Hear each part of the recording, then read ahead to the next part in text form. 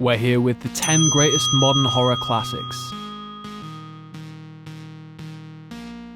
Sinister was one of those surprises that came from nowhere. We all had our reservations when the name Ethan Hawke cropped up, but what follows a pretty intense intro is a tale of all-out twisted mental horror. There aren't many of those kicking nowadays. It's a welcome change from all the low-grade gornography we've got used to.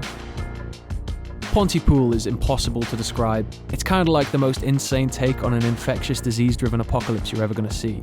Definitely bewildering, full of jump moments, and absolutely nuts. It's proper fun too, you won't get bored.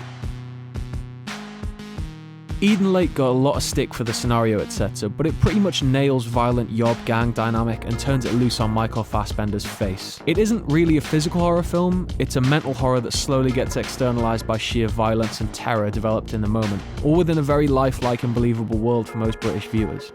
Definitely worth a watch.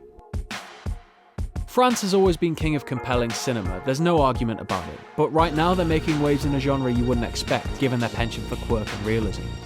Frontiers is a brutal tirade with underlying messages of anti-fascism. It's like The Hills Have Eyes meets The Descent, dialed up to 11, with a good dollop of scathing social commentary and gore in there for good measure. The Sacrament may not be your conventional Halloween horror, but it doesn't need to be. It's still bewildering and terrifying in its own way.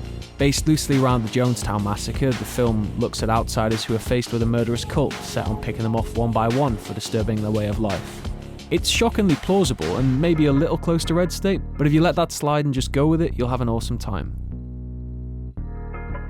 The original Silent House from 2010 may be in Spanish, so yeah, you've got to watch a dub or read subtitles, but it's totally worth it. The whole film is shot to appear as one continuous take from start to finish. It gets going and it just keeps mounting. Of course, if you stop listening at Spanish, there is a Hollywood remake in lovely familiar English, albeit at the cost of quality and scares. No horror list would feel right without a Raimi film, would it? Drag Me to Hell popped up a few years back and it proved the director still had the chops despite 10 years of Spider-Man chewing up his life. It's great, but it doesn't take itself too seriously. It's got that something about it that we haven't had in horror since the 80s, and partnered with the awesome story, it's well worth checking out. If you haven't seen Wreck or Wreck 2, then you're missing out.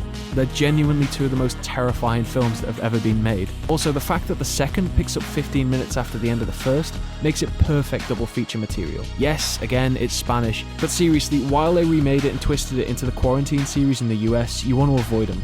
Wreck runs circles around Quarantine. Found footage films will never be this terrifying again. The Conjuring is another recent horror that just puts a lot of its peers to shame.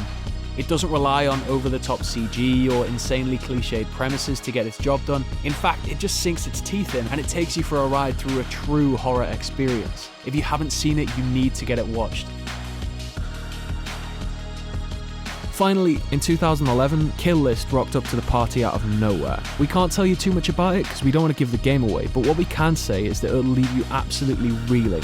Kill List is easily one of the greatest films Britain's put out in the last 10 years, and to call it just a horror simply wouldn't be doing it justice. When you get to the end of it, having chewed your fingers bloody, screaming at the screen, you'll certainly agree with us.